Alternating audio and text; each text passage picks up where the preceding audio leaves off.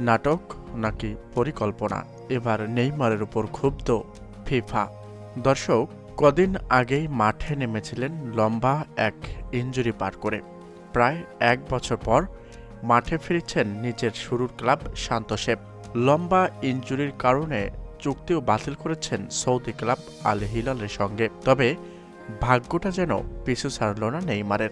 সান্তোসের হয়ে কয়েক সপ্তাহ খেলার পরেই আবারও ইনজুরির কবলে পড়েছেন তিনি। আকস্মিক এই ইনজুরির কারণে সান্তোসের হয়ে সর্বশেষ ম্যাচ খেলতে পারেনি ব্রাজিলিয়ান এই তারকা।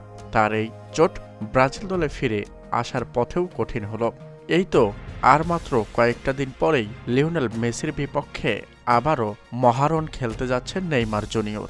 আর এরই মধ্যে আবারও ইনজুরি।